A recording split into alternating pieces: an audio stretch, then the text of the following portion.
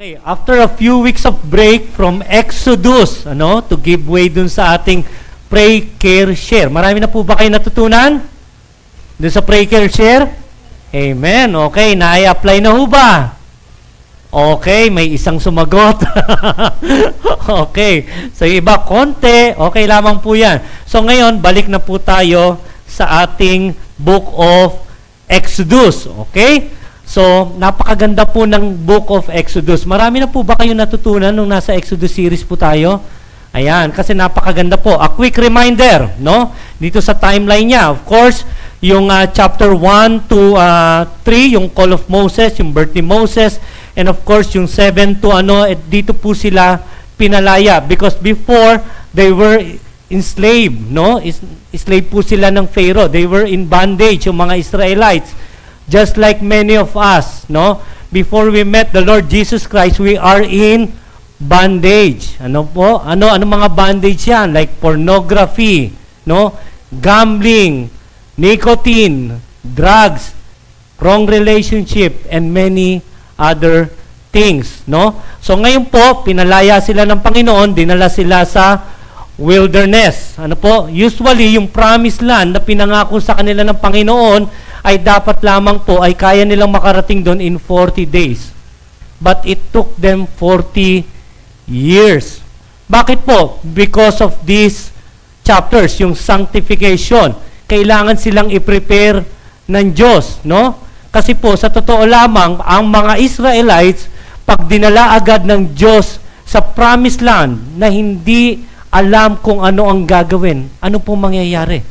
Masisira lamang, yung creation ng Diyos.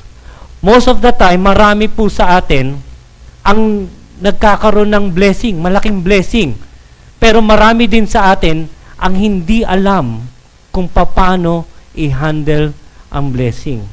Masyado tayo nagmamadali, Marami nga sa ating yumaman, Let's say, for example, meron po kaming alam na tao na tumama ng more than 10 million sa loto, After a few months, o ilang years lamang, siya ay naging mahirap pa kesa dun sa dati niya na hindi pa siya tumatama ng loto. Bakit?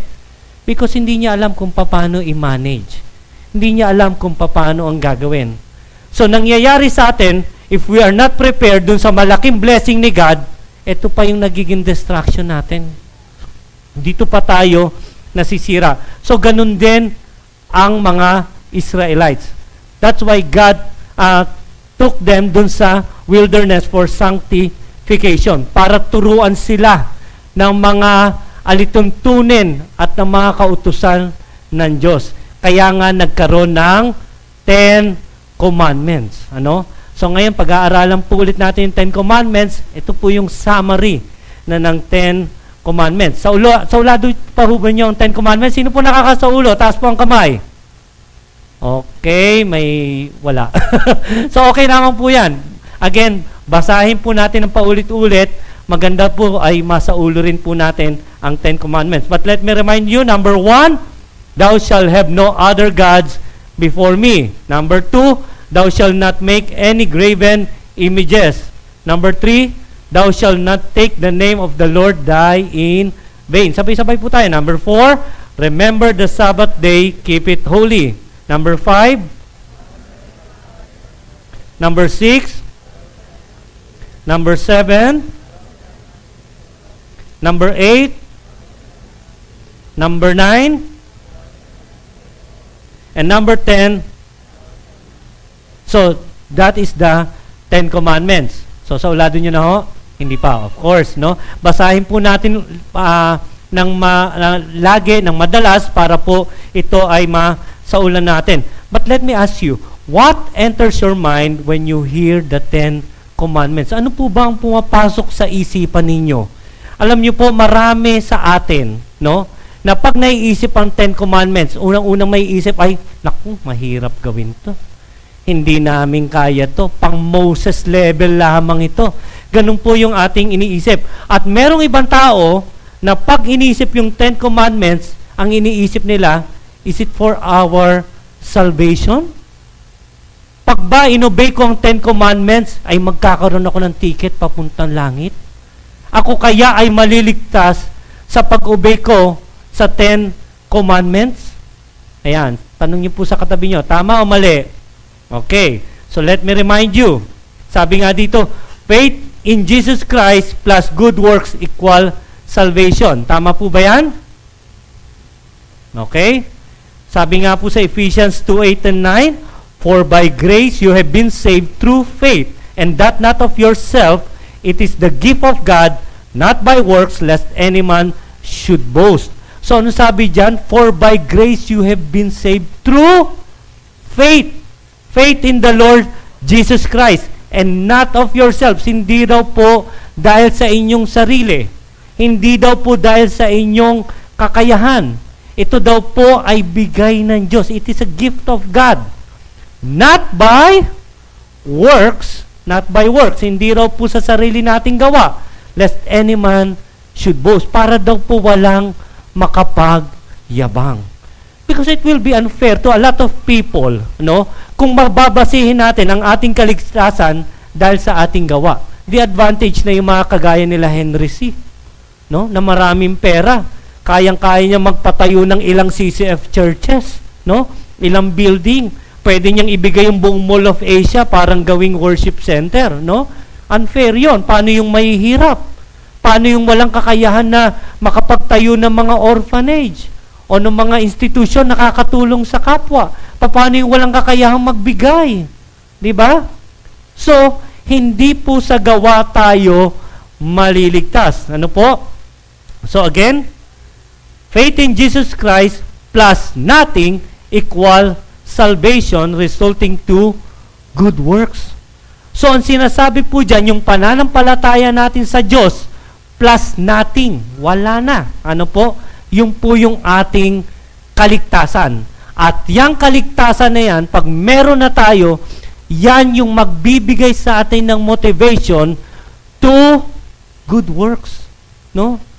At dun lamang po tayo gagawa ng mabuti. Sabi nga, I am the way, the truth, and the life. No one comes to the Father except through me. Yung po yung sinabi ng Panginoong Hesus. Hindi naman po sinabi doon, no one comes to the Father except through me and your good works. Wala po, except through me. Siya lamang po ang daan. Siya lamang po ang kaligtasan. So sa maniwala tayo o hindi, ang Panginoong Hesus lamang plus nothing, yung po ang ating kaligtasan. Resulting to good works. So, faith in Jesus plus Christ plus good works equals salvation. So, ano pong tama? Number 1, number 2? Number 1. Sabihin nyo sa katabi nyo, number 1. Yan po ang tama at ang number 2 ay mali. No? Sabi nga dito, salvation always produces works. Works never produce salvation. So, the question is, what should enter your mind when you hear the 10 commandments? May I suggest, it is for wisdom and understanding. No?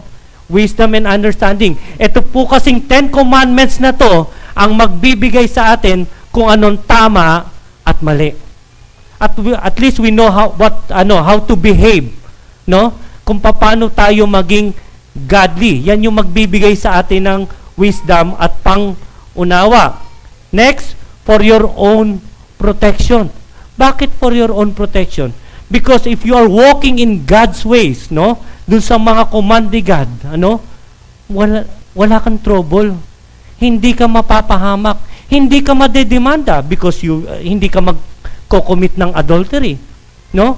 Hindi ka makukulong because sabi diyan, thou shall not murder. Di ba? So, hindi ka mapoprotektahan ka ng salita ng Diyos pag ito ay iyong sinusunod. And, kasama mo pa ang Panginoon. Pag ikaw ay sumusunod sa ating Diyos, siya ay laging nasa iyo. Malapit ka. Di ba pag tayo nagkakasala, anong feeling natin?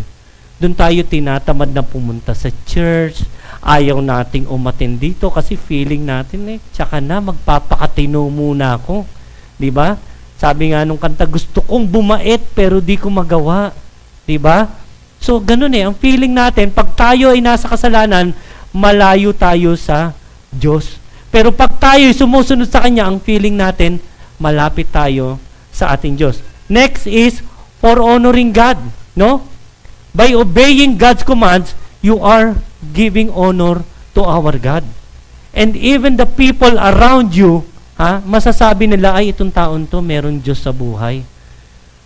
Kahit sila, they will honor your God.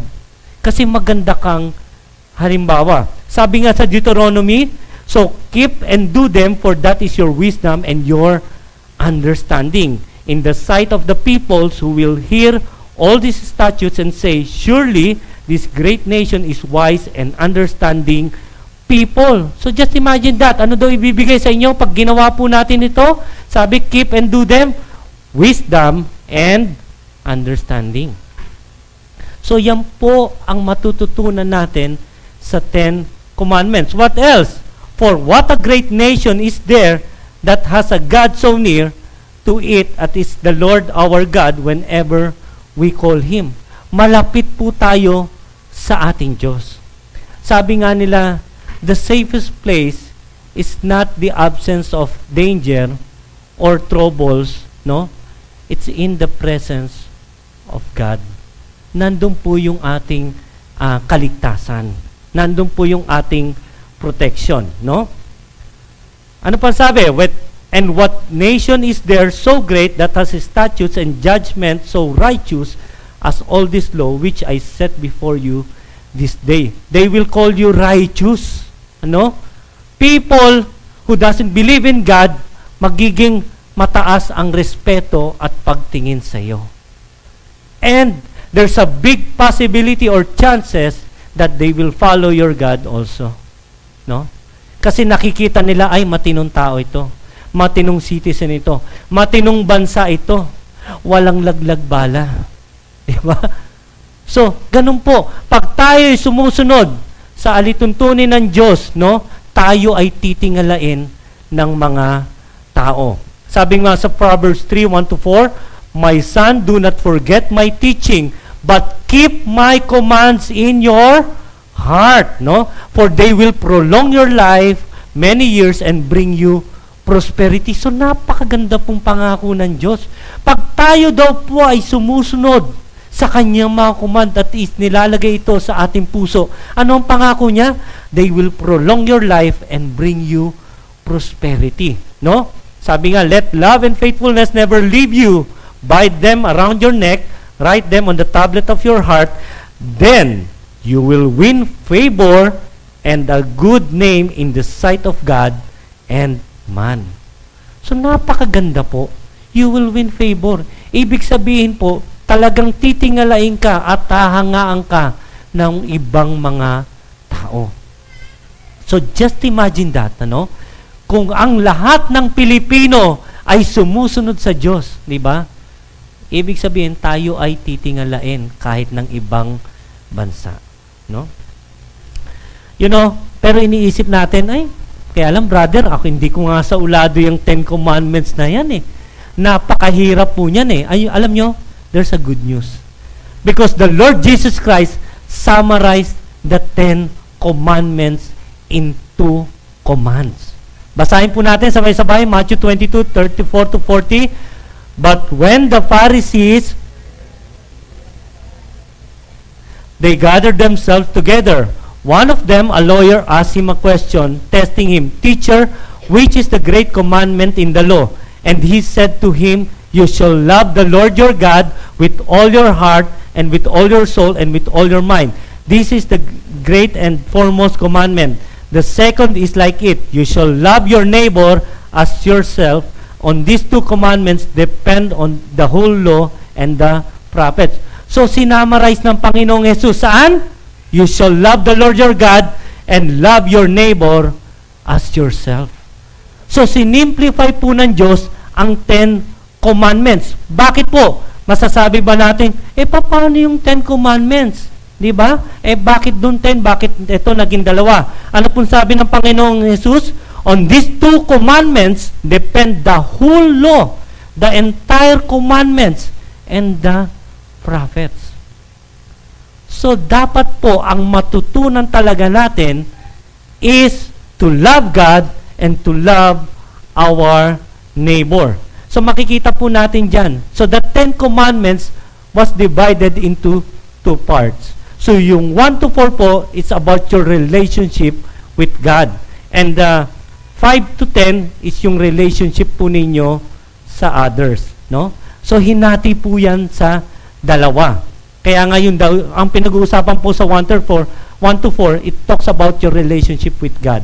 At dun sa 5 to 10, it talks about your relationship with other people. So the title of our message for today, halos nasa kalagitnaan na tayo, love God and love others. So sabihin mo sa katabi mo, love God, love others. So the question is, how can we love God? Paano nga ba natin mamahalin ang Diyos? So ibabase po natin ito sa 10 Commandments. Sabi po, di ba?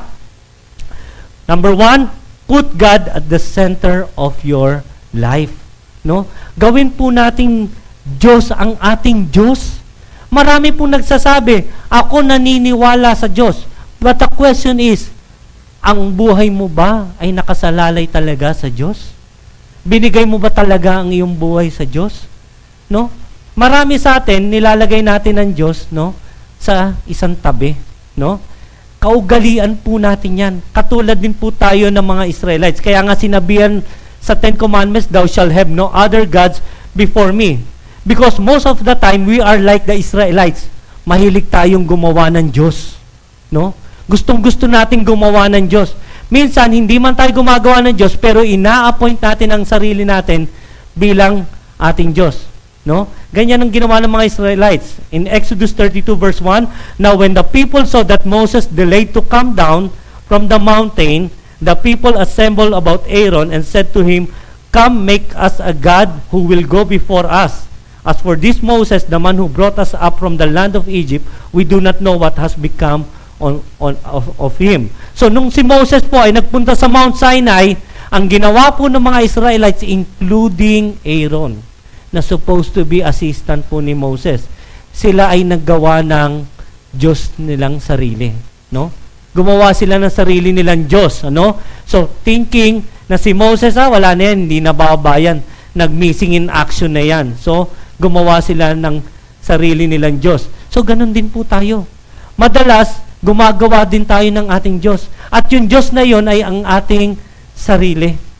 Inaisang tabi natin. Dinedirekta natin ang sarili nating buhay. Ano?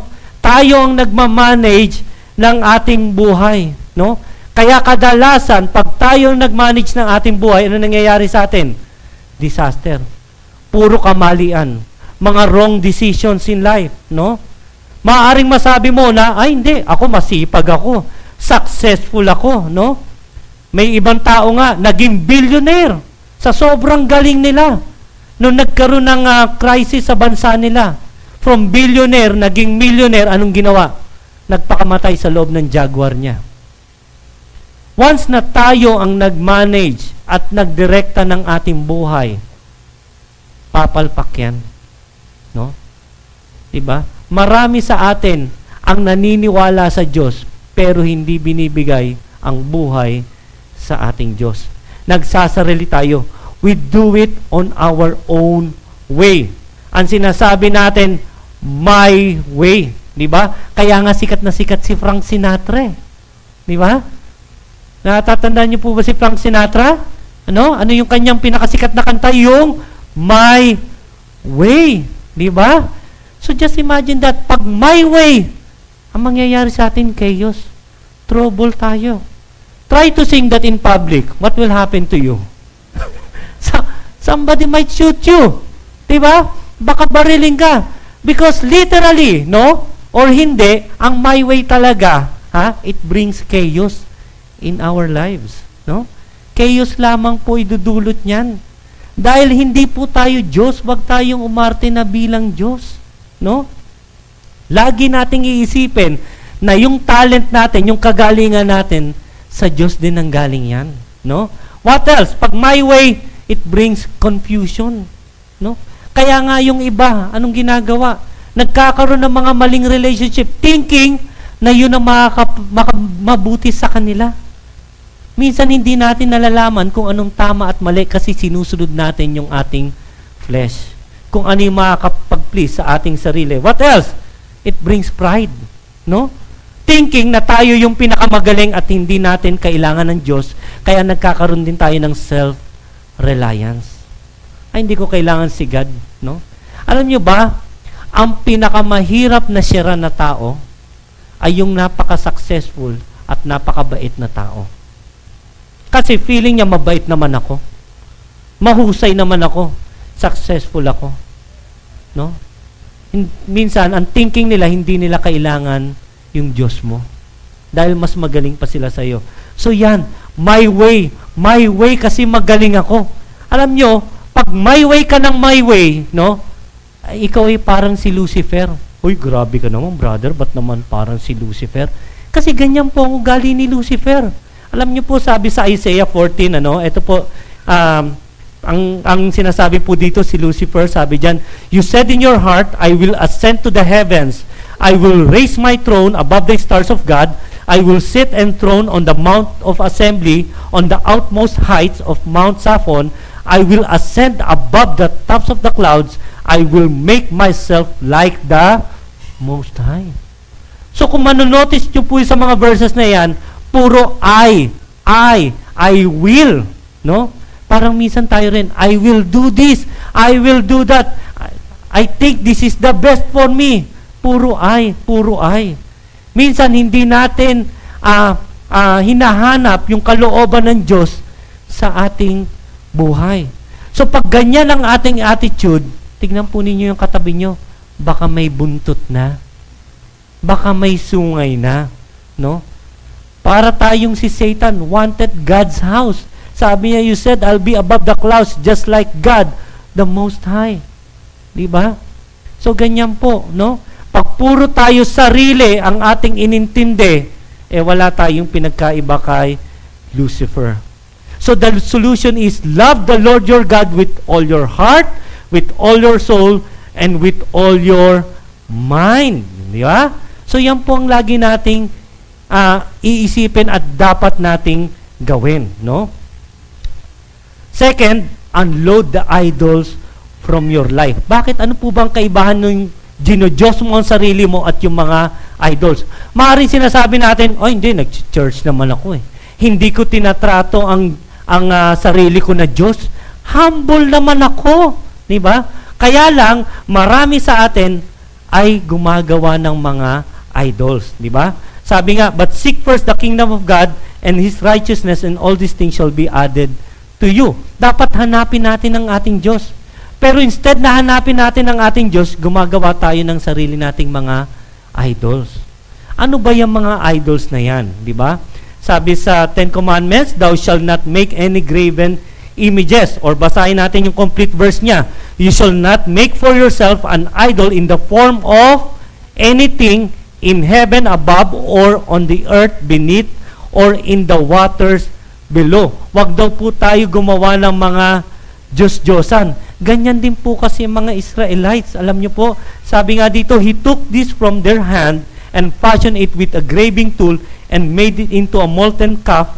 And they said, "This is your God, O Israel, who brought you up from the land of Egypt." So yung mga alas nila, yung mga ari-arian nila, ginamit pa nila para gumawa ng kanilang Diyos-Diyosan. Tayo rin po ay para din pong ganyan. Madalas po, para tayong mga Israelites na gumagawa ng ating Diyos-Diyosan. Ano ba yung mga Diyos-Diyosan na madalas nating nakikita ngayon o madalas nating ginagawa? Social media. Anything that you put above God, no? Or you prioritize than God, that is your idol. That is your God.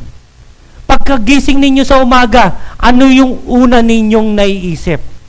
Baka yun ang iyong Diyos. Ano? Uy, may nag-like doon sa pinost ko. Pero pagkamulat mo ng mata, selfie, upload. Ni hindi ka pa nakakapag-pray. Ni hindi ka pa nakakapagpasalamat at nagising ka. Social media kagad ang iyong nasa isip.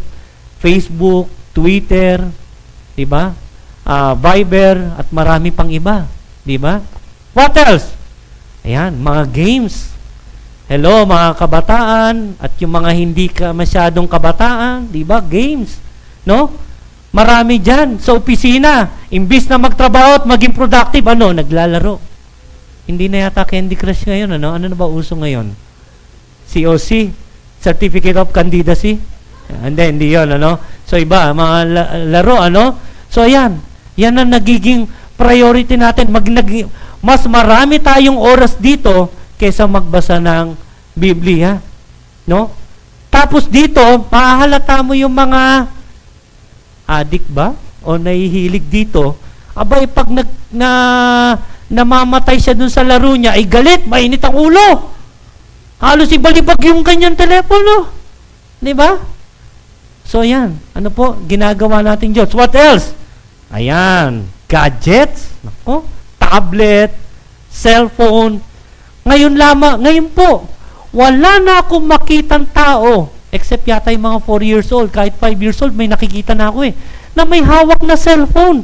Alam niyo po kung bakit? Dahil ang standard ngayon po ng mundo, pag wala kang cellphone, ikaw na ang pinakaapi, pinakakawawa sa buong mundo. Pag wala kang cellphone. At pag nagkaroon ka naman ng cellphone na analog, aping-api ka talaga. Hindi ka makapag-selfie. Di ba? Kasi hindi siya iPhone. No? Kaya kahit wala nang maipang tuition yung nanay mo, ay kinukulit mo pa rin, iPhone ang gusto ko, regalo ko, ganito. Anak, pang tuition, tsaka na yan, ma. Di ba? So, just imagine that, no? What else? Vices, nicotine, sigarilyo, anything that you cannot give up for God, yun ang idol mo. Yun ang Diyos mo sa buhay mo. Diba? Alam mo nang mali, alam mo nang masama sa katawan mo, hindi mo pa ma-give up. Ano yun sa buhay mo? Diba? Siya ang sinusunod mo. Diba? What else? Pera. Don't get me wrong. Okay lamang po na tayo'y magsikap, magtrabaho para sa ating pamilya. But please, never ever love money. Kasi nga, di ba? Anong sabi? Di ba? Di ba? For the love of money is a root of all kinds of evil. Diyan po minsan nagsisimula ang mga kasalanan pag masyado mo nang minamahal. Kaya nga po napakarami lumalabas na mga kung ano-anong mga fake na networking ngayon . Kailan lamang po nilabas sa TV Patrol, di ba? Yung mga company na mga nanloloko ng kapwa para lang magkaroon ng pera, para lang kumita. Yung mga nabibiktima naman, gusto nila one time, big time. Pinangakuan na yung 20,000, magiging 200,000 in 10 days. Di ba? If something, kung may isang bagay po na masyadong too good to be true, it means it's not true. So tatandaan po natin yan.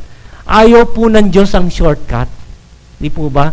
Gusto niya po tayo ay pinaghihirapan natin yung ating pera, no? Yung ating income. So, yan po, madalas yan po ang ginagawa nating Diyos ng ating buhay. So, we should discipline ourselves, no? Kailangan po tayo ay may disiplina. Yung mga bagay na yan po ay libangan lamang. Yan po ay hindi importante sa ating buhay. Marami pong tao, kaya nga po kayo nandito Namatay ba ang mga tao nung araw nung wala silang cellphone? Hindi naman ho. Di ba? Nakatapos ba sila ng pag-aaral nang walang cellphone? Opo naman. Di ba? So it means, yung mga bagay na yan, hindi po yan ang ating buhay. So disiplinahin po natin ang sarili natin, no? Discipline like a pro. Ano yung PRO? Pray regularly. No? Gaano ka kadalas magdasal? Baka mas madalas ka pang makipag-chat. Di ba? Makipag-communicate sa iba kesa sa ating Diyos. What else? Read the Bible. Di ba? Hindi yung paggising mo sa umaga, ang priority mo, yung mga pinost ng yung mga 1,500 mong friends. Pero mo, dami nun, Ilang oras ka mag-i-scroll sa telepono. Diba? Para lang ganda naman ng pinost niya. Ay, nasa ganitong lugar pala siya. Diba? Hanggang sa hindi na tayo makapagbasa ng Biblia. What else? Obey the Lord. Pag nagbasa tayo ng Biblia, gawin natin yung best natin para sundin natin ang Diyos, di ba? I-obey natin siya. Dahil kaya tayo nagbabasa ng Biblia, hindi para sa ating libangan, kundi ito ay sulat ng Diyos para sa atin, para siya malaman natin kung anong kalooban niya sa ating buhay. So obey the Lord. Third, revere God's holy name. Bigyan natin ng mataas na respeto. Ano po, yung revere na yan ay pagbibigay ng mataas na respeto or great respect. Alam niyo po, ang pangalan Jesus is the name above every name. Sabi nga po, therefore God exalted him to the highest place and gave him the name that is above every name, that at the name of Jesus every knee should bow in heaven and on earth and under the earth, and every tongue confess that Jesus Christ is Lord, to the glory of God the Father. Huwag po nating baliwalain ang pangalan ng Diyos. Alam niyo ba sa Israel, ang mga Jew, they cannot even mention the name of God. Because ang tingin po nila sa pangalan ng Diyos, ay masyadong holy, masyadong mataas. Para sa isang katulad nila na tao lamang na nagkakasala or makasalanan, parang hindi nila ma-connect yung sarili nila sa sobrang taas ng respeto nila sa pangalan ng Diyos. Tayong mga Kristiyano po madalas, ginagamit natin, binabaliwala natin ang pangalan ng Diyos. Minsan ito ay ginagamit natin sa sarili ng nating advantage. Marami sa atin sasabihin, pag nakita ng magandang kotse, in Jesus' name, magiging akin ito. Diba? Naikwento ko na nga before, merong kaibigan si Pastor Danny, nakita yung motor din ng isang kaibigan niya. Abay, sabi, pinatungan ng kamay, in Jesus' name, magiging akin ito. Sabi tuloy nung kaibigan ni Pastor, teka muna, Pastor, akin yan ba't mapupunta sa kanya? Pinag-ipunan ko yan So, bago po ninyo i-claim, pag nakakita kayo ng mansion, in Jesus' name, magiging akin, kalooban ba talaga ng Diyos na bigyan ka ng ganon? Mas lalo ka bang mapapalapit sa Diyos pag binigyan ka ng napakagara at napakagandang kotse? Di ba? So, hanapin po natin kung anong kalooban ng Diyos. Huwag po nating gamitin ang pangalan ng Diyos. Di ba? Sabi nga, thou shalt not take the name of the Lord thy God in vain. Yan po yung nasa third command. Ano po? So, how do we dishonor God's name? When we use it for our own advantage. Para sa pangsarili nating advantage, ginagamit natin ay mali po yun. Dinidishonor natin ang pangalan ng Diyos. What else? When we use it for wrong motives, para tayo makaloko ng ating kapwa, mali po yun, When we use it as an expression, ito po nakakalungkot, sa Amerika, or kahit sa ibang bansa, pag meron silang sinabing bad words, minsan dinudugtungan pa ng pangalan ni Jesus, di ba? Sobrang disrespect, di ba? Hindi maganda. What else? When we use it to express our anger. Meron po mga taong galit, Galit na galit kung anong mga sinasabi, Binabanggit pa ang salita ng Diyos. Di ba? What else? When we use it to make joke. Magjo-joke ka lang, idinamay mo pa yung pangalan ng Diyos. Di ba? When we have no intention to honor God. Pag wala lang, ginamit lang natin sa wala at wala tayong intensyon to bring God's glory, mali po yun. Buti pa ho ay wag nating i-mention. Sabi nga, yung tao daw, God's people daw po, they must be holy to their God and must not profane the name of their God. Profane means to treat with great disrespect. Wag daw po nating i-profane ang pangalan ng ating Diyos.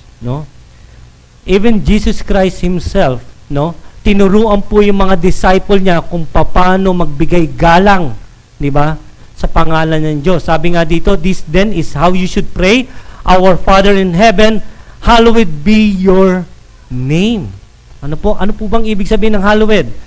Holy or blessed, highly respected. So, tuwing mananalangin po tayo, unahin po natin ang magbigay galang at magbigay ng mataas na papuri at respeto sa ating Diyos. Di ba?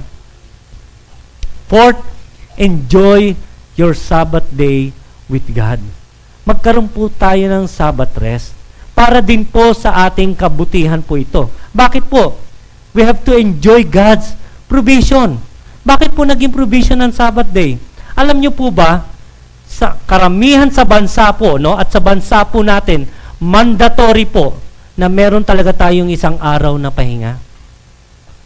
Pag merong employer na hindi nagbibigay ng isang araw na pahinga, no, yung iba nga ho, dalawa pa no, na isang araw ay mali po yun.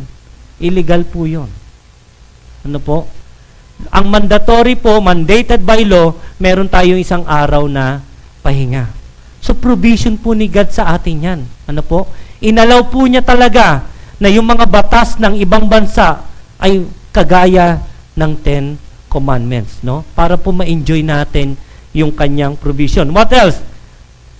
At least you have time to read God's Word.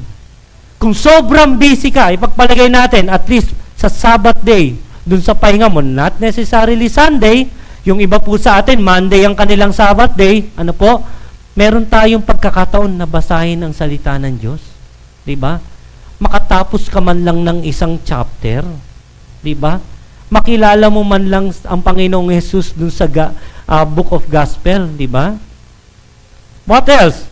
More time to pray. Diba? So at least magkaroon tayo ng oras sa ating Diyos upang tayo ay makapag-communicate. Hindi gaya ng naubos yung araw mo, yung buong linggo mo o kung ano man yung Sabbath day mo, kaka-social media. No? Upload ng upload. Maghapon ka na nag-upload ng mga pictures mo. No? At least you have more time to pray. No? More time with family. No? At least meron kang oras sa iyong pamilya. No? I-maximize mo. Hindi ka binigyan ng Sabbath day ng Diyos para ikaw ay makipag-inuman. Inuman maghapon, di ba? Para ikaw ay makapagsabong, no? Para maghapon ka na makapag-golf. Hindi po, no? Binigay ng Diyos 'yan para sa ating kabutihan. Kahit nga po para sa ating kalusugan Because rest is also good for your health. Kasi po yung mga cells ninyo, yung mga nasisira ninyong cells ay nahi-heal, no? Pag tayo ay nagpapahinga. Kaya nga po isinama ng Diyos yan sa 10 Commandments Remember the Sabbath day to keep it holy. Di ba? Keep it holy. No? Hindi yung sasabihin natin, busy ako, dami kong trabaho, may deadline ako No? Maraming gastos sa bahay Kailangan ko magtrabaho ng 24/7, non-stop. Bakit, brother? Masama bang maging masikap? Masama bang magsipag? Di ba? Masama bang ibigay yung best para tayo kumita at para naman sa ating pamilya to? Sabi nga, when you violate the Sabbath day, no? Hindi po kasipagan ang tawag doon. Ang tawag po doon ay disobedient. Huwag mo nang pagandahin. Dinidisobey mo yung salita ng Diyos. Di ba? Remember the Sabbath day and keep it holy, no?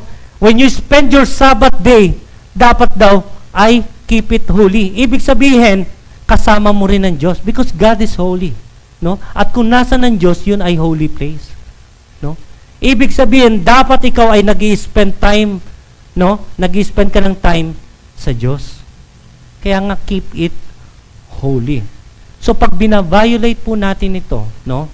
Hindi po dahil tayo ay busy. Dahil tayo po ay matigas ang ating ulo. Disobedient po tayo. No? Because even God rested after 6 days of works. Basahin po natin, sabay-sabay. But the 7th day, God has finished the work. So on the 7th day, then God blessed the 7th day and made it holy, because on it He rested from all the work of creating that He had done. Pag po tayo ay hindi nagpapahinga, mas sinasabi po natin na mas kailangan ng Diyos ang pahinga kaysa sa atin. Diba? Tanggal ang kakayanan ng Diyos ng hangin. Diba? Para ikaw ay may pahinga. O kaya, gawin kaya ng Diyos na rest in peace ka na. Diba? Binigay po sa atin ng Diyos yan para po sa ating kabutihan. So again, sabihin mo sa katabi mo, love God, love others. Love God, love others. Because loving God, hindi po yan one way. Because God loves us. Diba? God loves you. John 3:16, for God so loved the world that He gave His one and only Son, that whoever believes in Him shall not perish, but have everlasting life. Mahal po tayo ng Diyos. He died for us. Ano po? Sabi nga, the love of God compels love for others. Kaya mahalin din po natin ang ating kapwa. Mahalin natin yung Diyos, mahalin natin ang ating kapwa. We love because He first loved us. Ano po? Minahal po tayo ng Diyos. So the question is, how can we love others? Paano daw po natin mamahalin ang ating kapwa? First, we have to honor God by loving others. Maging motivation po natin ang pagbibigay puri at pagbibigay honor sa Diyos sa pagmamahal natin sa ibang tao. Sabi nga, love does no harm to a neighbor, therefore love is the fulfillment of the law. Yan daw pong fulfillment ng command ni God, na mahalin po natin ang ating kapwa. Paano? First, kailangan mag-start po sa inyong pamilya. Start with your family. Because lahat po tayo ay missionary. Kung nasaan po tayo, yun ang ating mission field. Kaya po ang unang-unang dapat natin na maging mission ay ang ating pamilya. Because how can we love other people if we cannot love our own family? Di ba? Magiging plastic po ang dating. Kung andito sa church, ang bait-bait natin sa ating kapwa, di ba? Lagi ka nakangiti, pero sa bahay, lagi kang galit. Di ba? Kung ang sarili mong pamilya ay hindi mo mapatawad, pero pag yung mga kaibigan mo, okay lang yan, Brad. Tayo-tayo lang naman. Napakadali mo magpatawad. Di ba? Kung sa ibang tao, napakatagal mo magalit. Kahit apihin ka, okay lang yan, Christian ako eh. Pero sa pagpamilya mo, konting-kanti lang, nagwawala ka na. Diba? So, unahin po natin ang ating pamilya. Sabi po, sa number 5, honor thy father and mother. No? Bakit po yung relationship with others ay yan po ang inuna ng Diyos? Diba? Dahil gusto po ng Diyos na maging magandang halimbawa po tayo. Mahalin po natin muna ang ating pamilya. No? Dahil pag nakikita ng tao na mahal natin ang ating magulang, mahal natin ang ating pamilya, tayo ay magandang halimbawa. Magiging kapani-paniwala ang ating buhay, ang ating testimony. No? Sabi nga po ni Mother Teresa, what can you do to promote world peace? Go home and love your family. Second, extend your care to others. Kaya po nagkaroon tayo ng break sa Exodus. Pinag-aralan po natin yung pray, care, and share.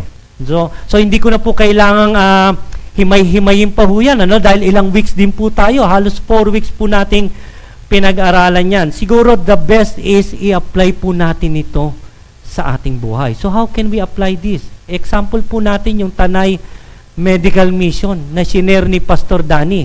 Ayan po, kahit medyo may kalayuan ng Tanay, nandun po yung mga grupo ni Brother Manny Garland at ni Architect Ed Santos, nandun po sila para mag-medical mission. At para po sa kaalaman ng lahat, kasama po sa grupo na yan ay si Brother Benji Pascual. Alam naman po natin na si Brother Benji Pascual ay may cancer. Pero nakikita po ninyo, naglilingkod sa Diyos. Nandun po sa Tanay, no? Para po maglingkod, mag-medical mission, tumulong, mag-assist, no? Meron din mga tao na successful naman sa kanilang career, sa kanilang buhay, no? Nakatulad ni Architect Ed Santos, di ba? Pero tignan niyo, nag-a-assist dun sa binubunutan, di ba? Buti na lang hindi gumamit ng pakot martilyo. Di ba? Pero makikita po niya, napaka-humble na tao po, di ba? Nag-a-assist po siya doon, no? Ganyan po. Ganyan po tayo dapat mag-care sa ating kapwa. Ano po? Yan po yung nakalagay no? Kaya po, pag tayo ay nagke-care, when we pray and care and share the Word of God, no? Wala po sa atin yang thou shall not kill. Di po ba? Madali po para sa atin i-apply yan. Because we care, because we want to share. And when we share God's Word, di ba? We share Jesus, nagbibigay po tayo ng buhay. No? At yung buhay na yun, ay up to eternity pa nga ho yun. So yung thou shall not kill, ay madali na po nating masunod. Because instead na kumukuha tayo ng buhay, pumapatay tayo ay bumubuhay by sharing the gospel of the Lord Jesus Christ. By sharing the good news. Diba? Third, always look for their best interest. Titignan po natin lagi kung anong makabubuti para sa ating kapwa. Papaano ho ba yan? Sa Matthew 7:12, do to others whatever you would like them to do to you. Gawin daw po natin sa iba yung mga bagay na gusto nating gawin para din po sa atin. Maaring iba po sa atin, maaring iba po ang meaning. Katulad po ng kay Confucius, halos may pagkakapareho. Sabi po niya, don't do unto others what you don't want others to do unto you. No? Wag daw po natin gawin sa ibang tao yung mga bagay na ayaw din natin gawin sa ating sarili. Pag ito po ang ating naging prinsipyo, ang iisipin po natin, ay wala na lang pakialaman. Huwag niyong gawin sa akin yan kasi ayokong gawin sa inyo yan kasi ayoko niyong gawin sa akin yan. No? Yun po yung naging na mabubuhay po tayo mag-isa. No? Dito na lang ako sa isang tabi. Wala na lang tayong pakialaman.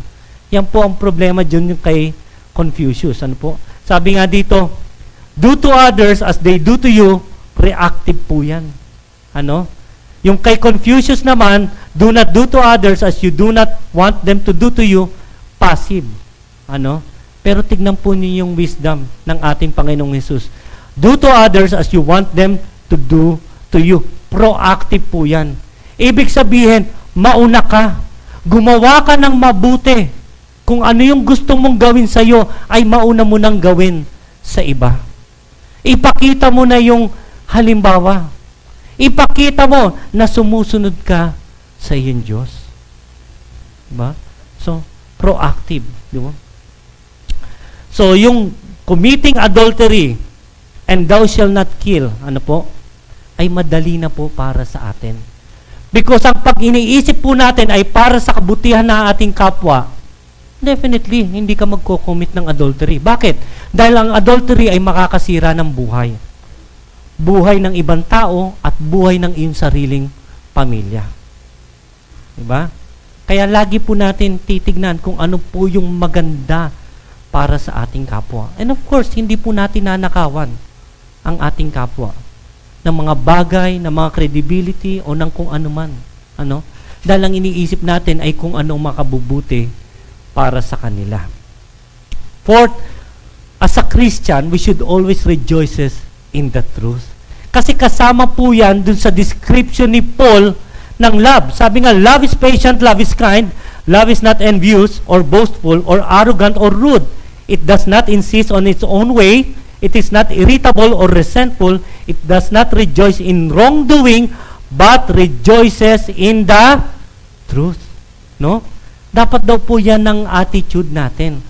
Dapat lagi nating hinahanap yung katotohanan. Because the truth shall set you free. No? Palalayain ka ng katotohanan. Ano? Di ba?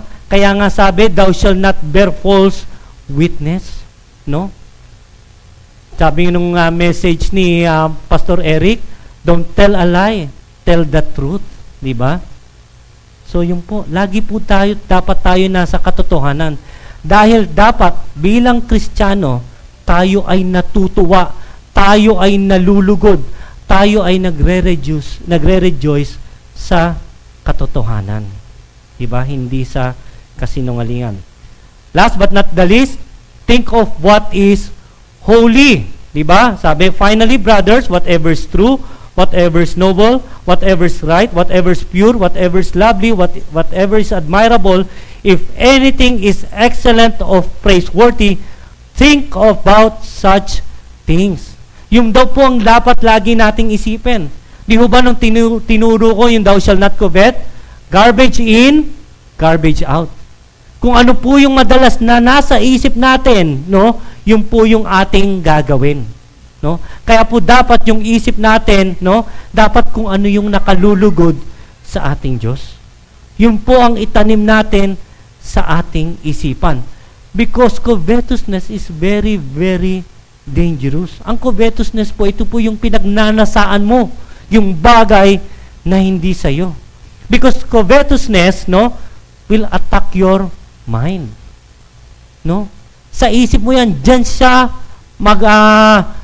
maghahari, parang virus yan. Dyan siya dadami sa iyong isipan until such time na ito po ay mai-apply mo na. No? Ang pinakamagandang halimbawa po nito ay yung nangyari kay David. Di po ba? Pinagnasaan niya si Bathsheba. No? Kaya nangyari, nagkaroon ng matinding kasalanan si David. Di ba? So, thou shall not covet.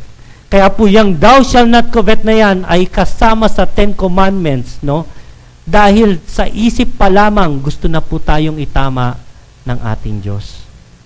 Na hindi po dapat tayo nag-iisip ng hindi maganda sa ating kapwa. So again, sabihin mo sa katabi mo, love God, love others. Ano po? Love God, love others. Let us review. 1, put God at the center of your life. Unload the idols from your life. Revere God's holy name and enjoy your rest with God. Ganyan po dapat natin mahalin ang ating Diyos. Pag sinabi po natin, God is the Lord of my life, ay totohanin po natin. Dapat siya po ang nasusunod sa ating buhay. So how can we love others? Honor God by loving others. Gawin po natin, mahalin po natin even our enemies. Kasi it is very easy to love the lovable. How about the unlovable? Nandun po yung obedience. When we love yung mga tinatawag na EGR, extra grace required, no? Ibig sabihin niyan po niyan, tayo ay sumusunod sa Diyos. So, honor God by loving others, extend your care to others, always look for their best interest, rejoices in the truth, think of what is holy. So, love God, love others. So, tatandaan po ninyo, what is the topic for today? Love others. So, tatandaan po ninyo yan, ano? Because loving God, love others, it will only require a pure heart. Dapat po tama ang ating puso. No? Dahil dyan po nananahan ng ang Holy Spirit. That's why the Lord Jesus Christ provided a Holy Spirit, no, to guide us. Di ba? So, importante po yan na meron tayong malinis na kalooban. Sabi nga, if you love me, sabi po ng Panginoong Jesus, you will keep my commandments. So again, love God, love others. Let's bow our heads and pray.